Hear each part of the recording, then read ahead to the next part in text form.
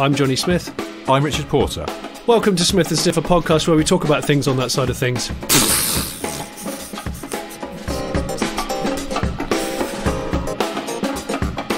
Yeah, there is a lot of flies about, actually. I instead of using a chemical spray or something like that, I noticed that I have been in the past quite into predatory plants. You know, what, like a fly trap?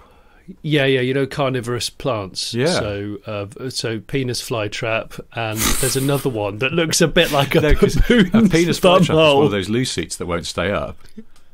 Oh gosh, they are. They're just, you think it's staying up. It's, the ones that definitely won't stay up, that's one thing. It's the ones that you think are staying up, and then you're just in the middle of business and it drops. And they do the slow close. Catches you on the bell and causes all manner of collateral damage as well. That's a penis flytrap. We've got one of them. Have you? Yes, you have actually. Your downstairs loo is a right old penis flytrap. I remember it's now. A terrible... it's both of them. They're awful. They're awful. Both our toilets. I'm so close to destroying them. I'm saying this just because it's a very... I feel that would be the very definition of cutting off your nose to spite your face if you destroyed your own loo. But I think, I draw the line at garden poos. I don't think that's a cool thing to do, just to garden poo. There is a massive fly that's coming around. You know, like a Hercules plane. Yeah. They carry loads of stuff. They're massive, but they're not quick or agile. There's a fly that's just like that, that's just cruising around this room. Oh, I know. So I thought I'll reference it. But what I'd like to do is I'd like to get, and I don't know the name of the plant, but it's not the Venus flytrap. It looks a bit like a baboon's bumhole. They're these flowers which they're like a conical tube with a red rim. So they do look like a sphincter. They're a bit Triffid-like, aren't they? Yes, and they're full of what appears to be very runny honey. But of course, so the fly goes, oh, there's a red rim. That looks interesting. I'm going to go in, and it must give off a smell. And then they climb in, and they just, it's like us drowning in a vat full of rich energy. Ooh. I don't know. We need a sugar rush. We can smell the horrible smell. We think, oh, well, I'll go and have a look. And all around the ridge of, or maybe it's a swimming pool. It looks like a swimming pool. It looks like a swimming pool. All around the. See, I don't. All around the edges, like glamorous bikini girls and music. There's a DJ spinning his platters or just pressing spacebar on his laptop. Yeah, is it Pitbull? No, it's not Pitbull. Good. He couldn't DJ to save his life. Can you imagine? He'd just trip over all the cables and just pull stuff out and then shout a lot. Pitbull, I really don't understand. We've done this before. I know, but I sent you that clip from Limmy the other day, didn't I? Which is where he just nails Pitbull when he goes, "What's he doing, jumping about in a suit like he's just come from work? He's 40." It's just that's the problem with Pitbull. Well, the twin problem. He is one of those people. He's left a job that he's left for the night, a job that he despises. He's still got his sort of silky finish suit on, and he's dropped a bit of a drug on the way home, and he thought, I'm just going to come up just as I meet the lads. Do you think? Oh yeah, and then he whirlwinds his way in like a Tasmanian devil. Is he a car salesman? He's got that kind of shit suit, hasn't he? Yeah. Do you think? Yeah, he has. He's like he spends the day. He has sort of unenthusiastically trying to persuade people to chucky up for an Audi, and then. Oh, he vacuums parcel shelves most of the afternoon because you can't get all those little straggles of. I have like little needles from the tree and little bits of straw and things and sand. I can't get stuff off parcel shelves. I don't know why. They just seems to stay. Though, do car companies make parcel shelves and boot carpets and sometimes floor carpets out of essentially sort of one half of massive Velcro? It's like, is this really isn't it? The best thing to make stuff out of that is going to get bits on it? Yeah. Straight black car carpet, I've realised, is the worst idea. Well, you wouldn't have it in your house, would you? Because it's sort of rough and horrid. It's like it's sort of made out of pubes, isn't it? It's just terrible stuff, usually, particularly in cheaper cars. Yes, it's made out of my beard.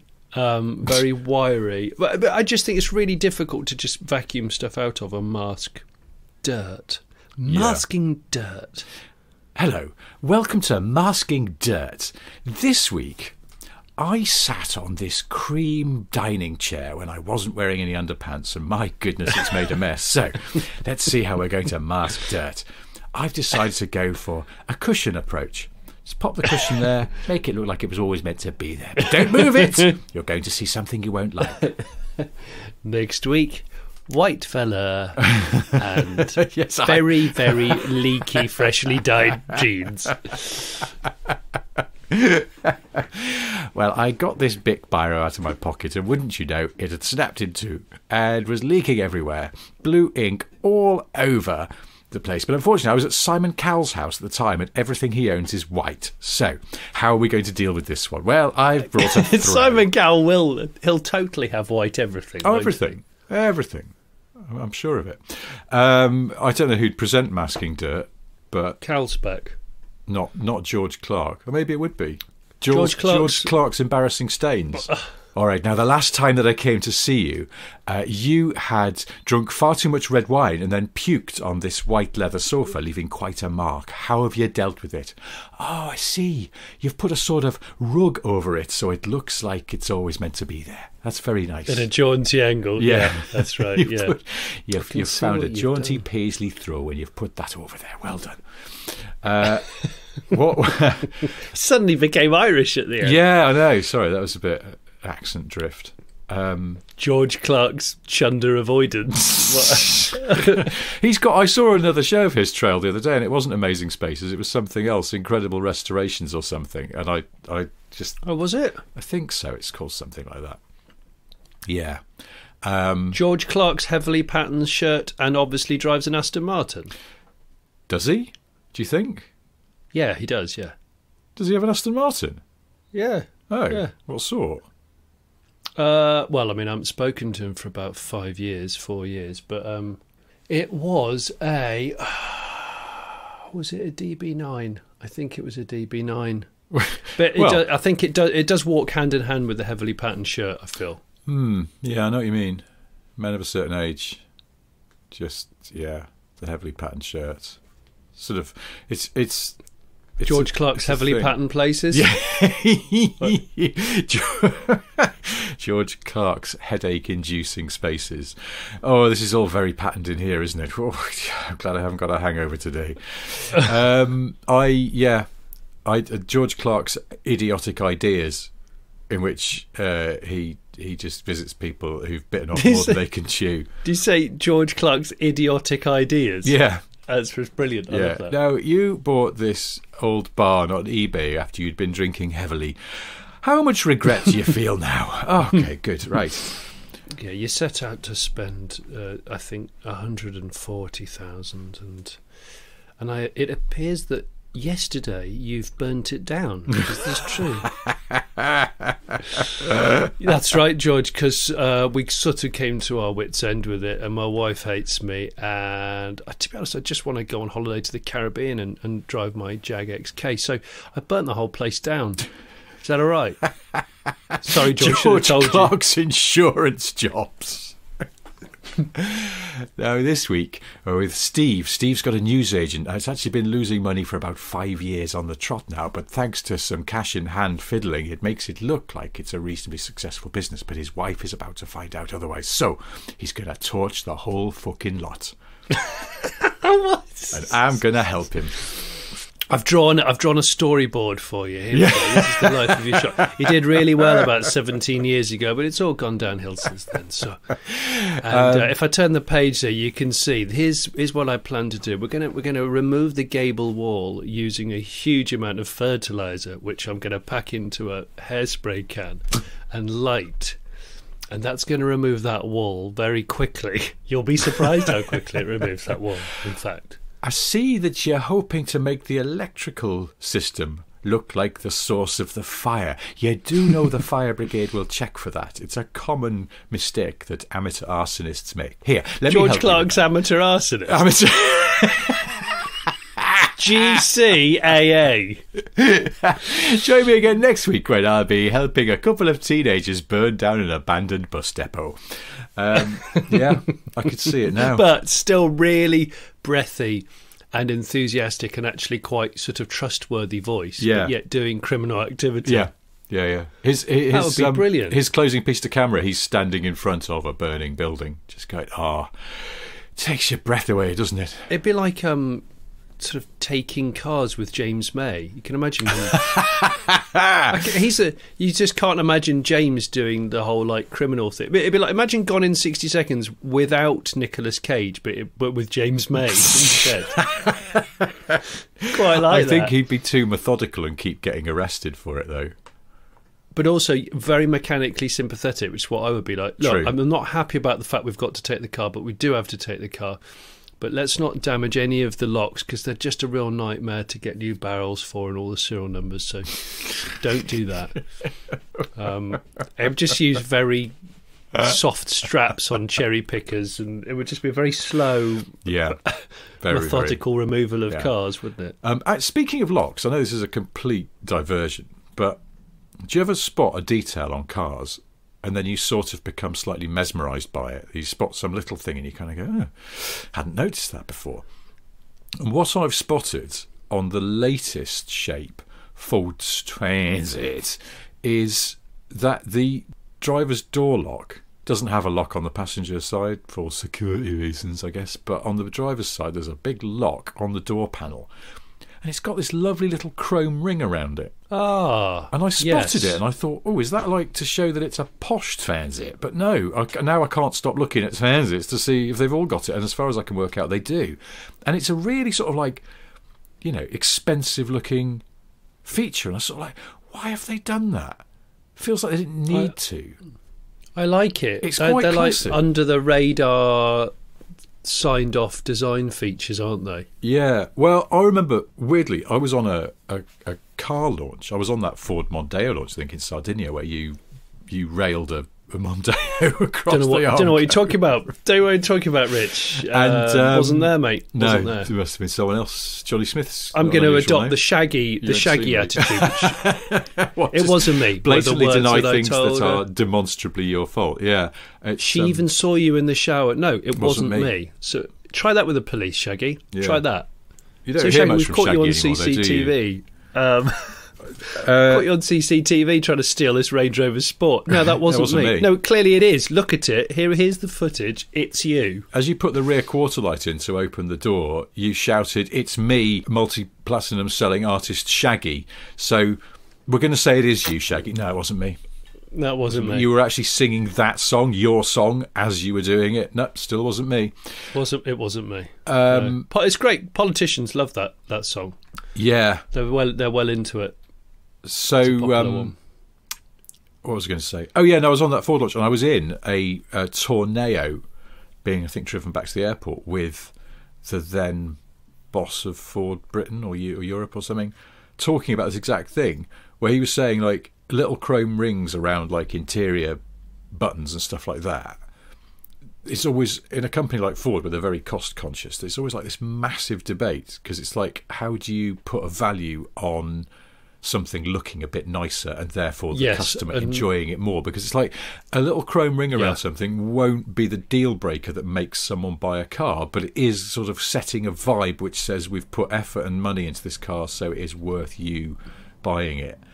It's a bit like a coffee shop, which does sell pretty good coffee, but also has a surprisingly good quality toilet.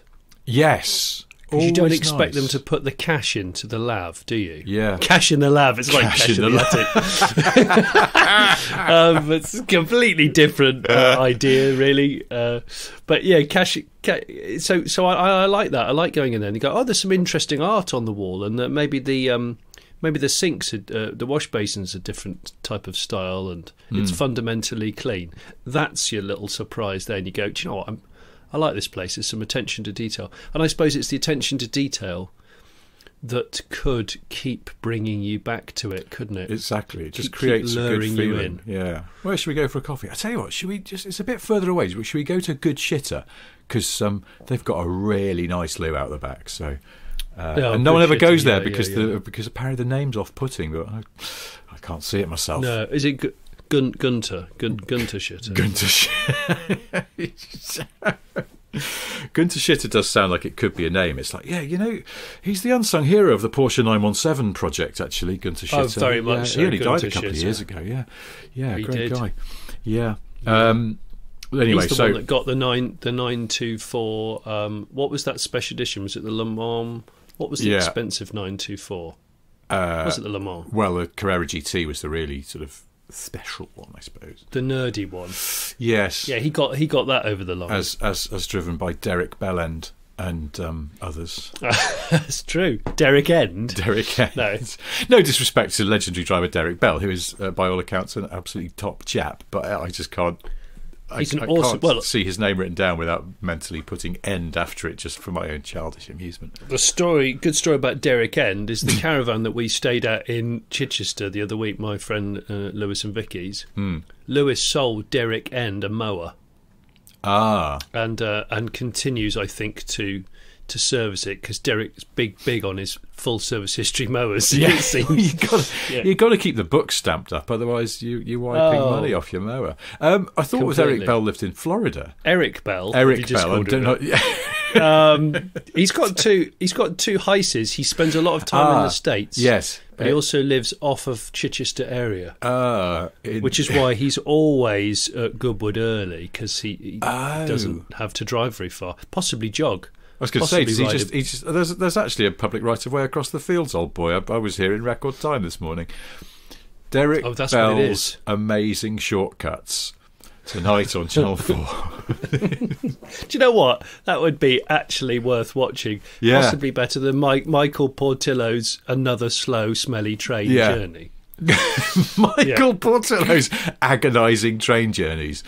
It's going to take me at least 7 hours to cover this 5 miles because they're using an incredibly small old train. And I'm as happy as a pig in shit. I went down on the train to watch the Euro 2020 final. Oh, was this in your week of going to sporting events that you weren't really interested in? This is my week of going to very premium sporting events that I'm not hugely enthusiastic of, and I just thought it's a chance of a lifetime. I don't know why. I was luckily invited to that England v Italy, which is obviously pretty electric, and I was invited to the bloody Formula One qualifying, which was at Silverstone, which was also really interesting. But yeah, going down on the train to the footballing, of course. An awful lot of football fans, and no disrespect to football fans, but they're the thing that ruins it for me. So, well, I'm sorry, but that's the brutal truth. Most football fans seem to be idiotic, and they remove the whole enjoyment of the game. Why? I'm not going to call it a beautiful game, because I think it's not as beautiful as people might think. It's too many false fallings over, but. The songs on the train were interesting, and I felt a bit bad for some of the old people on the train. There was an old lady sat opposite me, and I don't think she's ever heard language like it, full volume, and a huge amount of morning drinking and terrible choices of beer for mornings. What? Stella and Bud Light. And you know. The thing about Bud Light, as you know, because your wife's American, you've spent some time in the States. Light beer is a false economy. Yeah, like light beer will give you I think I've had the worst hangovers on light beer. Oh, it's terrible. It's absolutely appalling. It feels like someone's dropped a ball-peen hammer on my temple when I wake up. Why is that? What? I don't. Right. Well, it's just. I don't know why, because it's not a stronger beer. No, it's it's usually quite a weak beer, but it just ruins me. It's piss poor.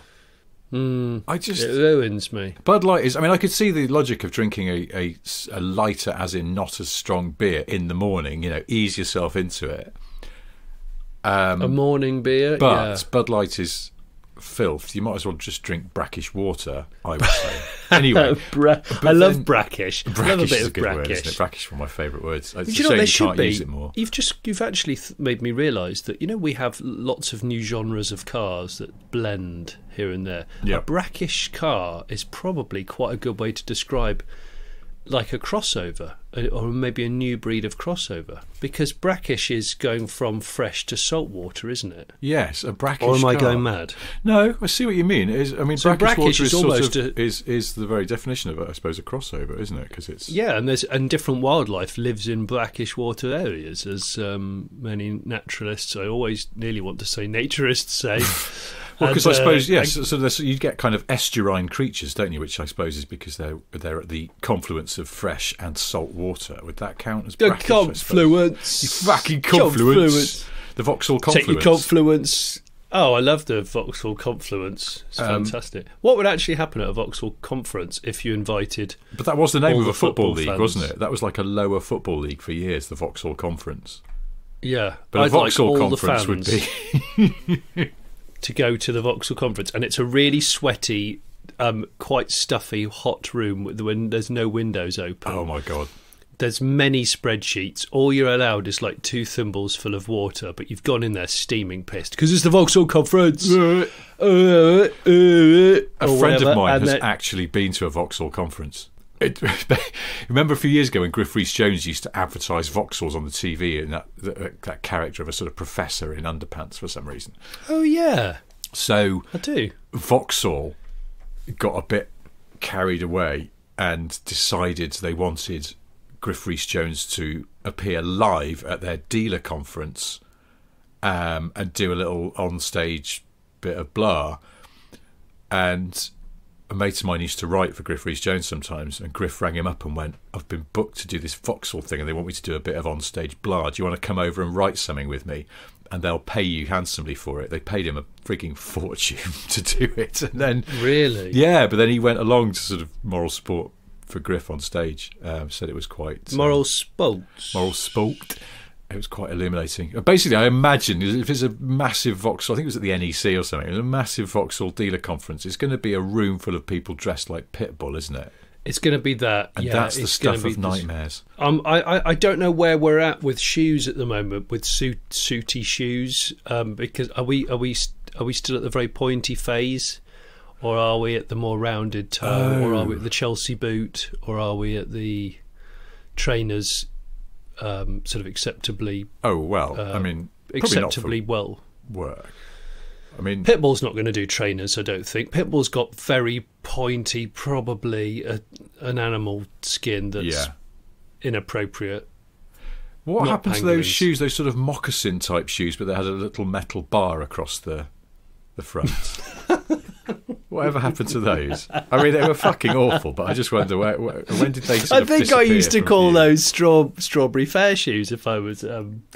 Scarborough Fair. Scarborough Fair. Are you going to Scarborough Fair? They look like the sort of shoe that a flute or a lute we're in player Bristol. Why would I be going to Scarborough? Yeah. Anyway, I mean, even though we've invented cars, just drive from Bristol to Scarborough Fair would take frigging ages. It's just by the time I get there. There must be a fair nearer here. Come on, all the produce Simon would be wilting and old. Also, I mean, they from New York. Why were they going to Scarborough?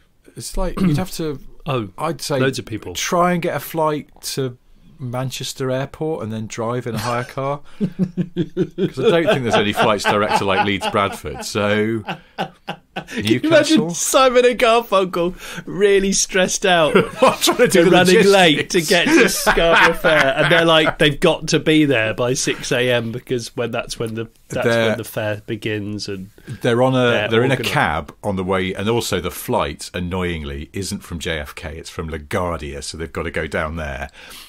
They're in the cab on the way, and as they do, one of them just notices a sign in a lovely little sort of New York State town that just says fair today, and they're like, oh shit, we could have just gone there. But he's got the tickets in his hand, he can't back out now. They've committed to this bit, which is to fly to Yorkshire. Scarborough Fair. Unless I think they'd get a hire car, and it would be something really confusingly European that they just weren't into. So it would be... Neither of them is confident driving a Neither manual. of them drive stick. They don't drive stick. And so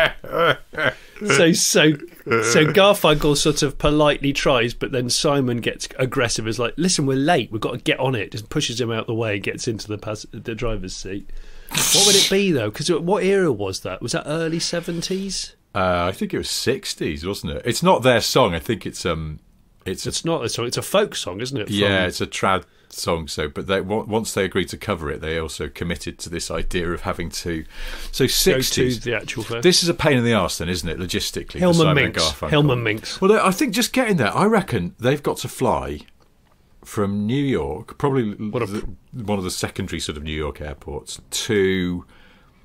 There's going to be a refuelling stop in Newfoundland, I reckon. Or maybe it'll make it to like Shannon in Ireland or something. By the time they get there, they will not give a shit about Scarborough Fair. They will stink. Not care. They both stink. They've got that real...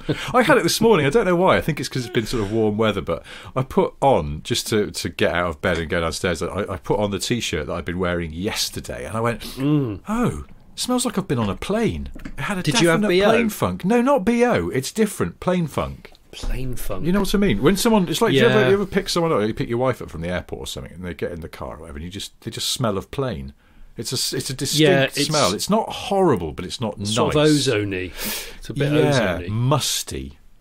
Yeah. Simon and Garfunkel are going to be musty as fuck by the time they arrive at, I think, Manchester Airport. Maybe I'm not sure there would have been flights from the US to Manchester Airport in the 60s.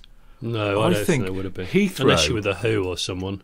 Or a private jet, yeah. But I don't know that Simon Garfunkel had that kind of money back then. So they would have, I think, Heathrow and then hire car. Cortina, maybe. Hillman Minks. Oh, yeah, Cortina, right, Cortina Mark II, early Mark II. Yeah. So kind of get Carter spec. Yeah. And I think they could do that. But also, because they don't drive stick, they've got on the A1 or something like that, and they've totally forgotten that it's a 4-speed car, and they've left it in third. Yeah. And they're too busy arguing about like which way is it, what we're going to do when we get there, what's our set list. Who are we supposed to meet? We're going to meet the mayor, because obviously there's always a mayor. Yeah, we're going to meet the mayor. Scarborough's the kind of place that definitely has a mayor, and he definitely has a very big chain. Yeah, and ultimately, all of this for because a half decent fair or market, it starts early, it probably ends early traditionally. Oh shit!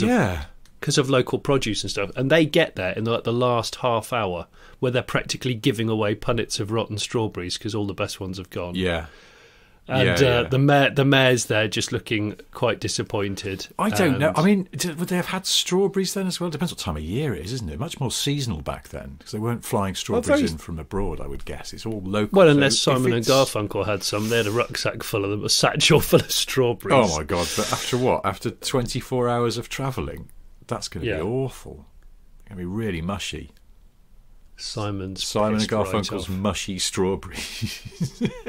But then, I think they get there. Yeah, it's all shutting up, isn't it? Because let's say it's a night flight. They get there in the morning, but then they've got to drive from Heathrow, as you say, in third, because they've forgotten it's a 4-speed box on the Cortina. Absolutely, like the push rods are red hot by the time they get to Scarborough. It's absolutely. Yeah, they've used so much fuel as well because they're driving in not top gear, and so they've had to stop for fuel. They're absolutely astonished by the price of petrol in the UK. That's caused another argument. Yeah, they think they're being ripped off. So they're in a bit of let's put them in an even worse mood. And they get there, and all that's left is like potatoes. They want to know where the hamburgers are. It's like, we don't do those here. No, we don't. No, we don't have. No, not that kind of thing. No, I'm sorry, we don't. No, it's they. I think also they were hoping for sort of, to get some musical inspiration. They were hoping there'd be some like madrigals going on and shit. And in fact, everyone's gone home. It's like even the Morris dancers and things have gone home. Oh my gosh, the Morris dance. They are confusing people, aren't they? They are. Obviously Stephen King's It's all about the Pennywise, the clown, and the clown. And no one's ever thought of clowns the same ever since. Why hasn't there been a horror film involving Morris men?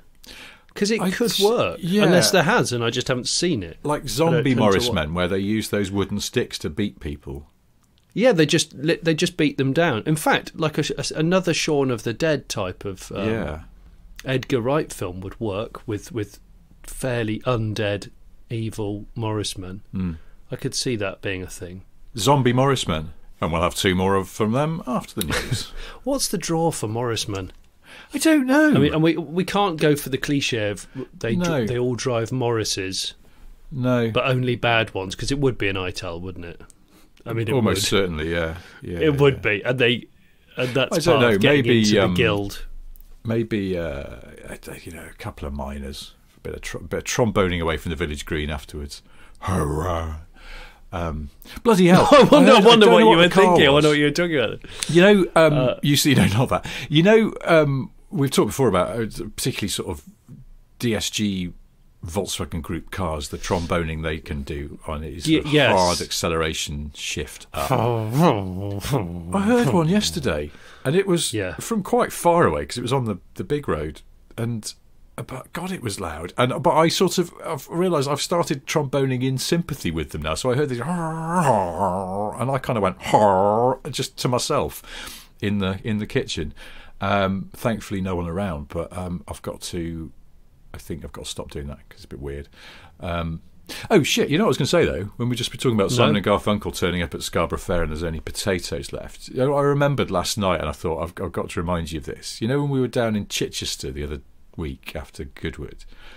I do. Do you remember we were walking down the street after we'd had our fish and chips in the park, and there was that? I think it was a Peugeot 108, and it's got those double cup holders either side of the gear stick, and in each one there was a massive potato. Yes, that's right. I don't even know why I looked inside it. I know. But I did. Because there were two huge, baking sort of potatoes you'd bake. Really, yeah, they were baking potatoes. I couldn't fully enjoy it at the time because I desperately needed a wee, but it was only last night I suddenly remembered it, and I was like, God, that was strange, wasn't it? Why? Why the potato? That was shortly after me seeing that house that I've since fallen in love with, just through the pictures. Oh, that mad 60s house, yeah. Yeah, I absolutely want that. It was quite cool. It was brilliant. And I made a mistake. I wrote on social media that it had 6 garages, and then I counted them and it had 8. So it's even better. That's got 8 garages. Did you put it on the socials then, that house? I just put it on an Instagram story, so it will have since disappeared. But I can put it on Patreon for people who enjoy this sort of thing to appreciate. But yeah, it's great. Like a house on semi-stilt 60s single story with 8 single door garages underneath. Just brilliant. I presume that all the garages didn't belong to the house, but it would be, imagine if they did. I mean, it's got if they did all belong to the house, that's got a real kind of crime fighting vibe to it, hasn't it? You live in the house, and there's a pole that you slide down. Oh yeah, to go and access one of your 8 cars, and you choose the right car for the job. Oh yeah, it would be a home counties crime fighting sleuth who pretty much just looks like Nigel Havers or Richard Madeley. Yes, and every single, because it's like a Batman thing where Batman wears the same outfit. He wears the same outfit, and all 8 garage doors, although they've got shonky doors, they're all electric on the button, and they all open, and the cars are all the same. And what are they? The cars are all the same? Yeah, so all of his cars are the same. They're just slightly different colours, or no shades, because colours would be too harsh. So they're all different shades of the same colour. What car do you think this crime-fighting Havers / Madeley spec? And this is set in the 60s? No, this is set about, I don't know, just before social media. Let's say 2006, so 2004, something like that. That's quite specific. I know. I don't know why I'm being specific. I just thought I'd challenge you. Yeah, that's... What's he driving? Oh, Havers. See, it's got to be Havers. Yeah. So suave, but then I'm just... So it probably needs a little bit of power, but it's not too showy, and he has to make sure that he impresses women of a certain age, because that's the Havers way. Well, exactly. So it's got to be an XJS Cabrio. Or convertible, actually, the proper convertible. That's just the most Havers car ever made, is the Jaguar XJS convertible. That is quite Havers spec, yeah. By the way, if there's people out of the country who are listening going, who's Nigel Havers? Because I'm not sure he's an internationally known actor. Well... He was quite big in the 80s, 70s, 80s. It feels unjust that he's not, because he's tremendous. But, I mean, he could have been...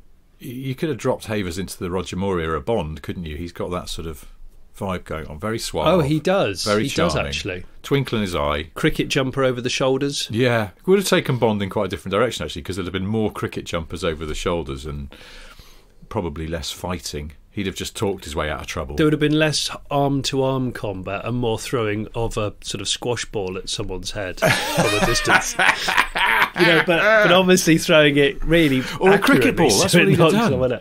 Or a cricket ball in the face. His main take them down. Weaponry was all just cricket-based, things he'd taken from the pavilion. Well, yeah, because he has an XJS in the boot. He'd have a cricket bat, which is obviously a good weapon. Yeah. He'd have a croquet set, which could be a good weapon. Yeah. He'd have a golf, because obviously golf, man of a certain age like that. Golf but I'm also thinking tennis. I think he'd have a tennis racket and a tennis ball. So and for squash. A less aggressive takedown, like sort of how the police in some countries can use real bullets or rubber bullets just to sort of take people down. That's like Havers. He's got the cricket ball if he's really got to kill someone, basically. But then a tennis ball if he just needs to bop them on the head to send a warning shot. It's like that's Havers' version of rubber bullets. But I'm thinking that's it. So his arsenal, I would say. I mean, I'll take your point about the golf, but the golf clubs are going to take up a lot of room in the boot of the XJS, and he probably needs some other gadgets. So I think his sort of his holy trinity of weaponry is all based around tennis, croquet, and cricket.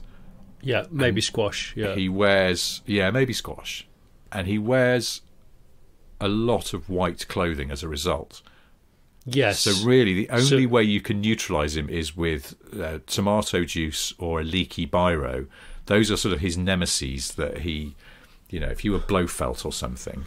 If you stamped on a sachet of HP sauce... Oh my God, he'd run a mile. He'd have to absolutely leg it from the room and regroup and think about his strategy, but he couldn't risk staining.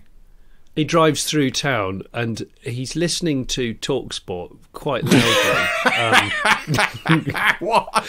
Do you know what I mean? So it's not music. He's not telling everyone, I absolutely love listening to, I don't know, insert name of band. I love Rod Stewart. I've got a load of Rod Stewart being played and the Faces. I love it. No, he's listening to TalkSport, but it's of a very soft, relaxing sport. Let's say golf. So it's live commentating on golf, so it's never aggressive. It's never too shouty. Yeah, I suppose he's one of those people who'd have the test match on, wouldn't he, on Radio 4 long wave. You'd have the test match. And then he'd pull up at the... Even if there's a car chase situation, the test match would still be on. And they always go on for like 6 days or something, don't they? So he's sort of... He'd be told that the villain was about to launch the missiles at the royal family or something, and he'd be like, oh... The royal family. Oh, you bastard. I feel like they're about to get a century here, and could you just give me a minute? And he's just sitting in his car with the engine running with Test Match Special playing, where they're whittering on about cake for some reason, and he doesn't actually solve the crime at all. But it's funny, actually, James Bond, in no James Bond movie does Bond get distracted and start talking about music, and it feels like that's not realistic. No, I'd like that. Havers would do that. Havers would do that. Oh, I know we talked a lot about cars last podcast, didn't we? Like real cars. Well, we're making amends for that now, so it's okay for people who we are making amends. I actually to our old email address. We've had a couple of emails, and one of them I thought was quite cool from a chap called Austin Keith, which sounds like a brilliant country singer name. I know it's Keith. It's actually Keith Austin. Sorry, I do apologise, Keith. Still a good country singer name, though. It's still a good one. But he said, Johnny Richard, I have a reoccurring daydream of going to Rolls-Royce Bespoke and commissioning an understated Ghost, something ever so special that you can park at Tesco without being ridiculed. I'm not sure people get ridiculed for... But anyway, how far do you think you could go with the debadging, degrilling, demascotting and maybe 16-inch steels without the hubcaps? Would they look ridiculous? What would the optimum paint be? Is a Ghost the best model to try this with? And have you ever heard anyone attempt this with a Rolls-Royce or anything else? No answer required.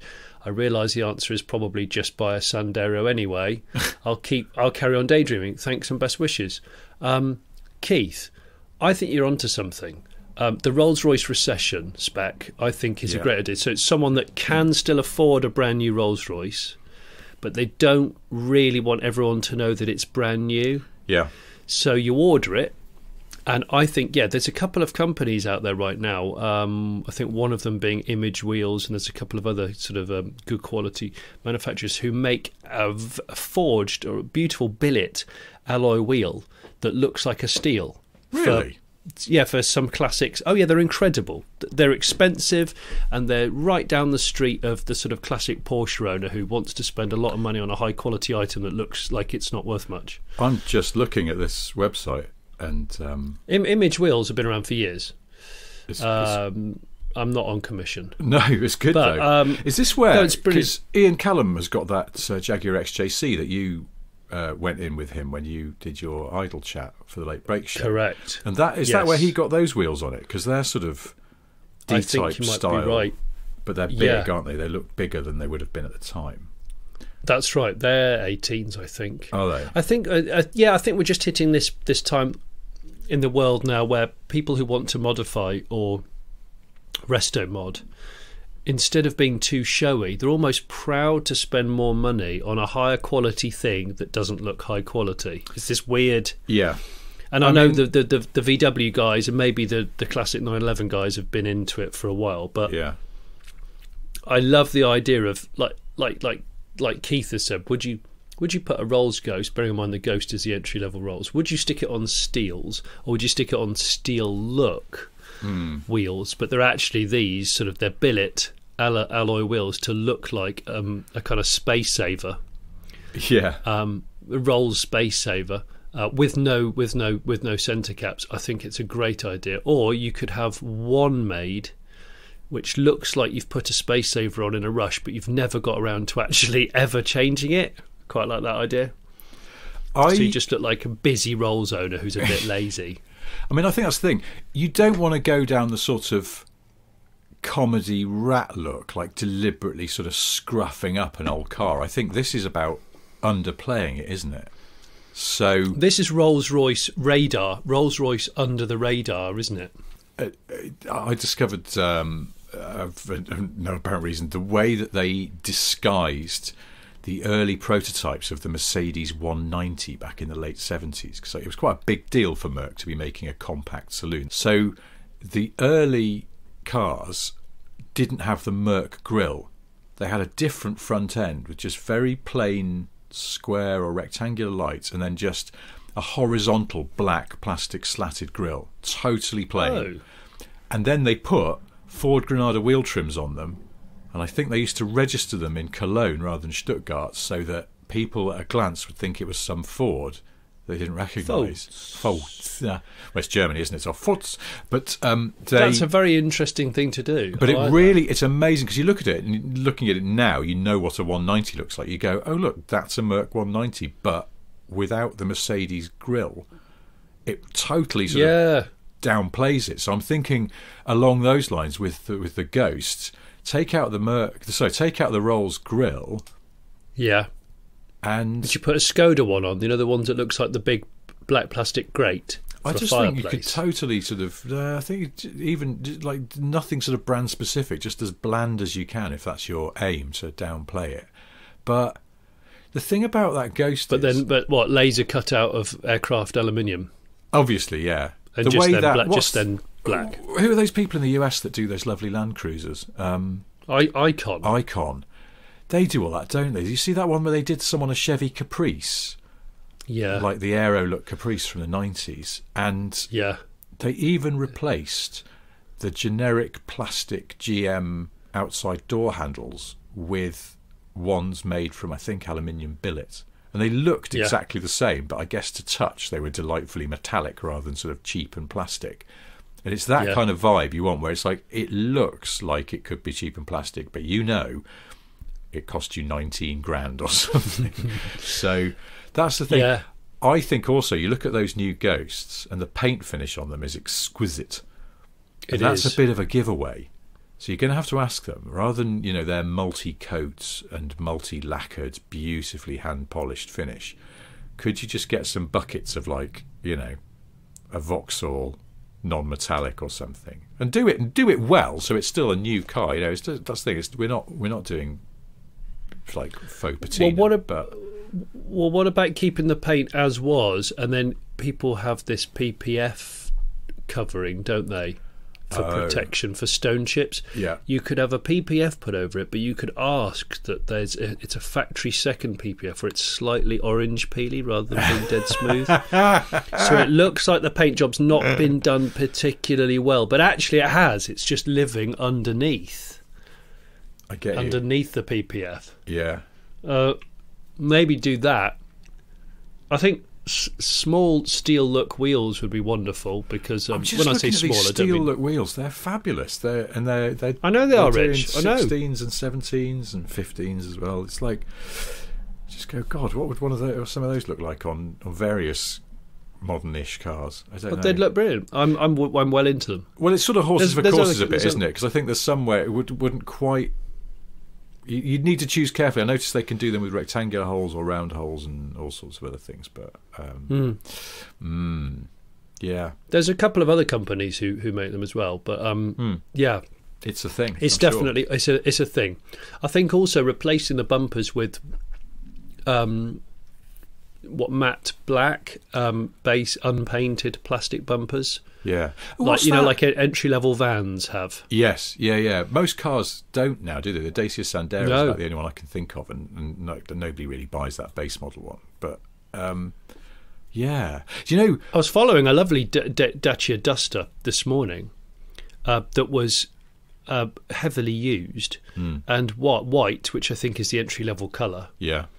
With the steel wheels and some roof bars, and honestly, I just wish it had UN written on the doors because it would have looked proper UN spec, like you're trying to deliver some packages to, or just families in danger. I just have a serial number stenciled on it, not massive, but just at the top of the front doors. It's just a sort of inch high set of mysterious numbers and letters with a hyphen in it, so it looks like military ordnance or something. It looks like it's got a number assigned to it. Like that. With tyre pressures stenciled on the tops of the arches. Yeah, I might do that as well. Because that's very sort of commercial military spec. They like a bit of that. And the towing eye arrow. And maybe you could have just some kind of slightly stern warnings in places, like on the front of the bonnet, just have quite small letters but stenciled on, "Do not slam." Oh, yes. And on the tailgate, "Open by hand," and something like that. Just well, like the "Don't tread on wings of the military aeroplanes." No thing. Step. Someone's done that, though, haven't they? Somebody, at least one person in cars. I'm trying to think who it is. No step. Put "no step" on the side skirts of a car. Maybe a Concept. I forget now. Might have been Aston. No step. No step. No step for you. No, it does. It does. It definitely sounds Italian. Yeah. There's an Instagram account that's been quite quiet recently called Steel Wheel Everything. Is it something like that? Oh yeah. Yeah, Steel Wheel Everything. They Photoshop steel wheels onto other cars that don't normally have them, and it's really good fun. You know what this Steel Wheel Everything? Yeah, they're good guys. Idea reminds me of, though, is have you ever been in some countries in Europe where they're sort of the opposite of Britain? We like, or people here like, an Audi or a BMW or a Merc, particularly, with the biggest, flashiest alloys they can find, and as much sort of exterior trimming. So it's like, this reason why S-Line Audis and M Pack, what are they called now? What are they called? M BMWs? What's the sort of... It's not M. Yeah, what is it? M Sports? AMG line.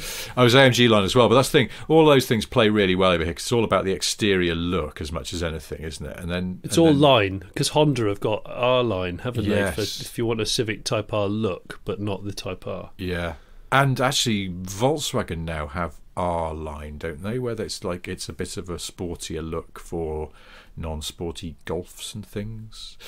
But if you go to somewhere like Luxembourg, certainly used to be the case. I haven't been there for years, but you'd see, say, like a 5 Series, and it'd be on Steelies, probably because they were the winter tyres on it, debadged, yes, and it would look very basic, not like M Sport Pack or anything like that, just real kind of standard low spec looking from the outside, but inside it would have like full leather and all the trimmings.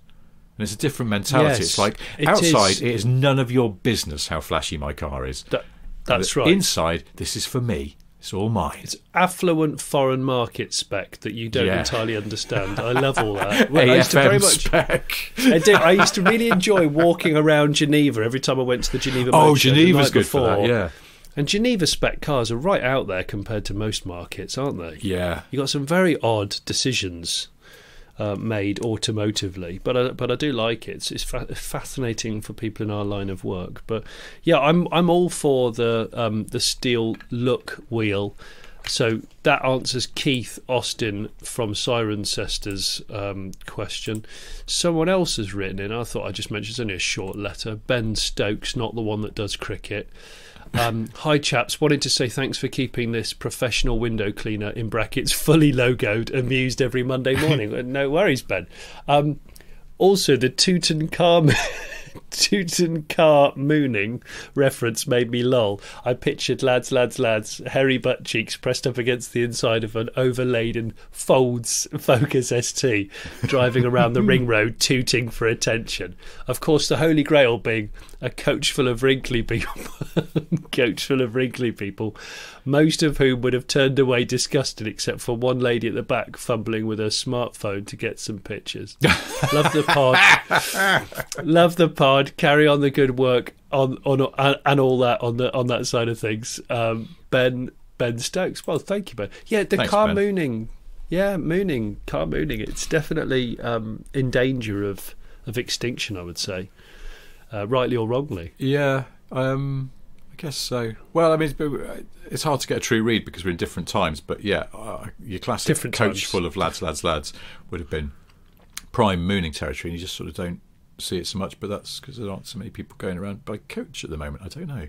When we hopefully get back to a little more of our previous lives, we'll have to keep a close eye out on coaches on motorways for arse-revealing activities. But Arse reveal.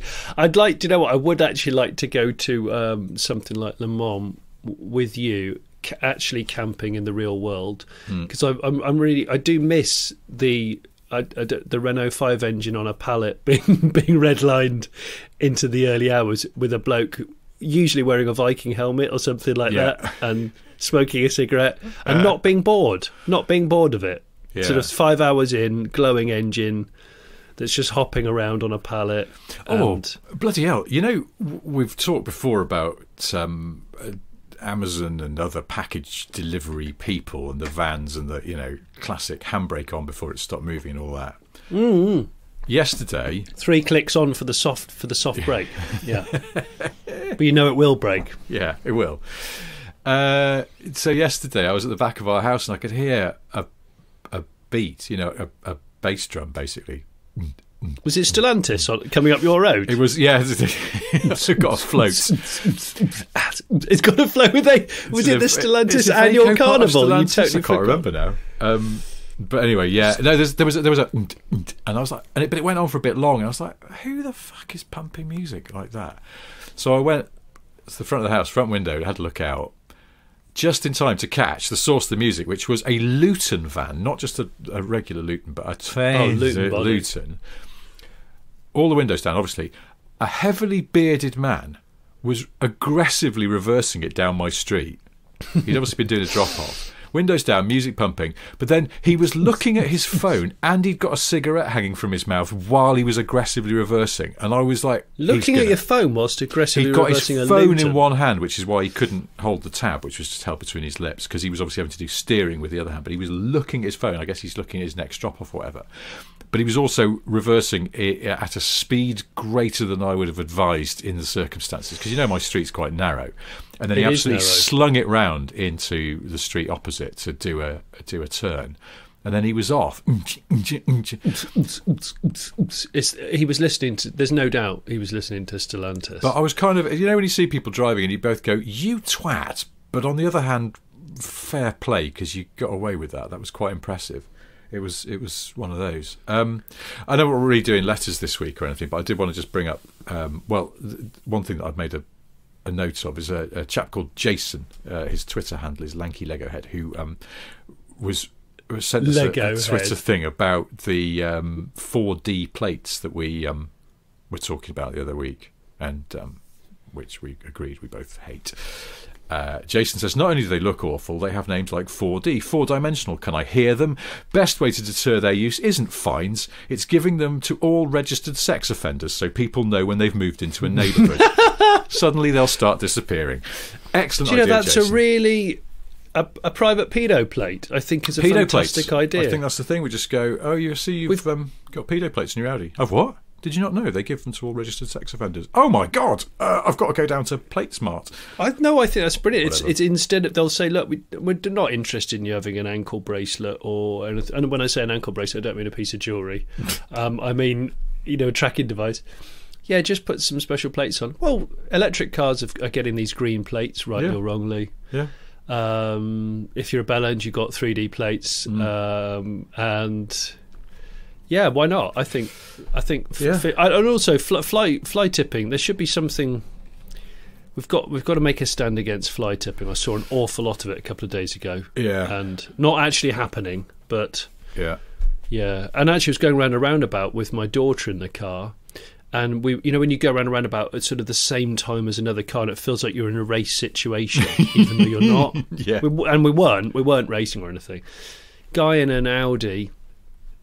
Tinted windows, didn't know it was a guy until the passenger window or the driver's window came down and just threw, like broad daylight, through a full takeaway wrapper out. So an empty drink, an empty burger thing, and some hand wipes and stuff. And I was instantly furious. If my daughter hadn't been in the car, I would have given chase.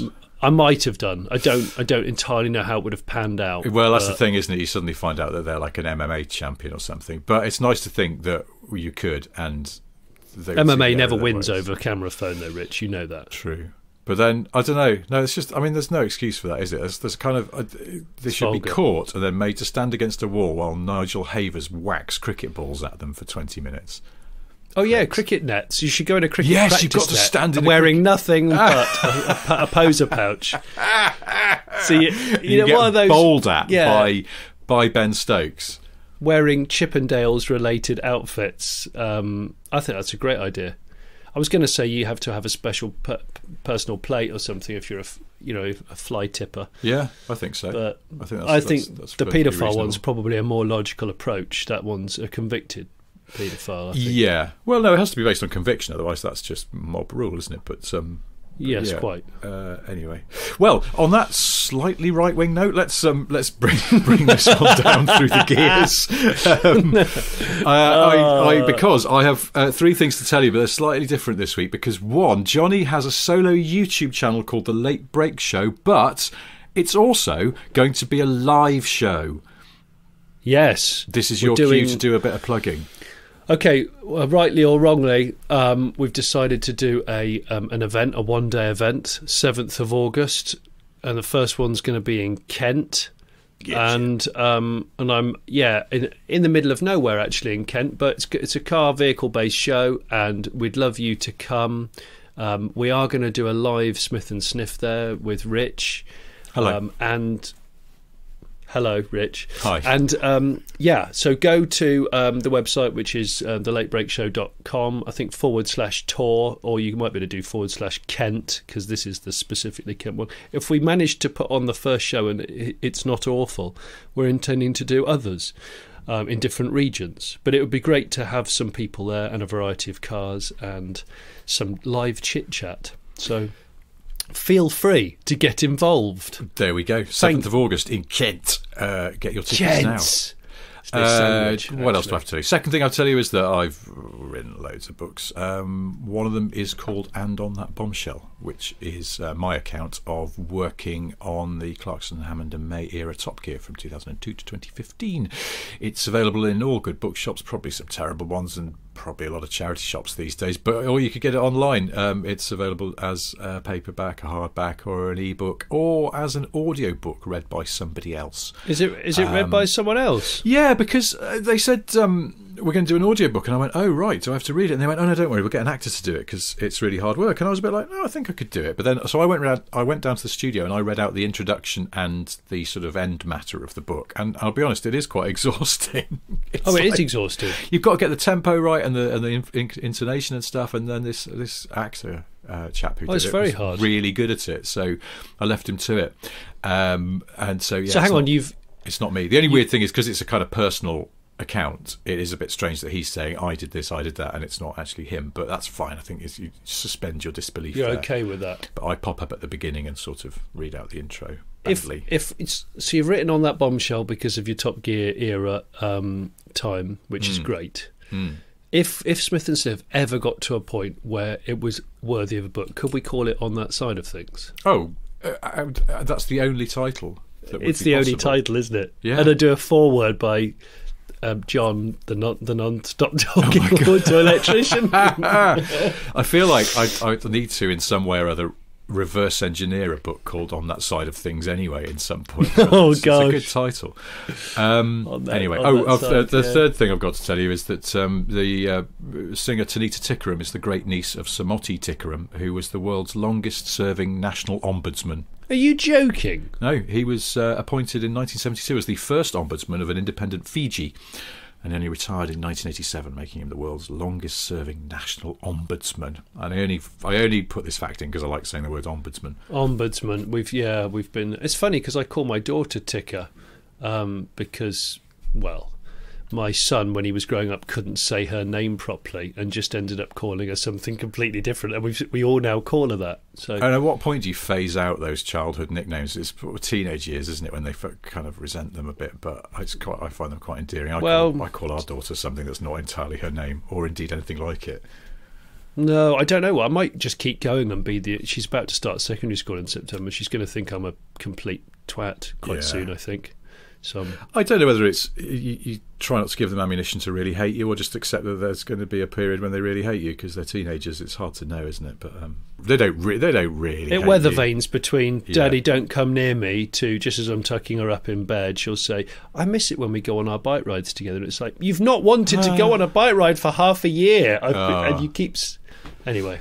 That was an emotional way to end things, wasn't it? Well, there we go. Thanks for listening, everybody. And if you're a patron, you support this podcast through Patreon, thank you ever so much. Yes, thank you. And if we justify our existence to our wives. It really does. And if you've got anything to say to us, say it to our faces by writing to hello@smithandsniff.com.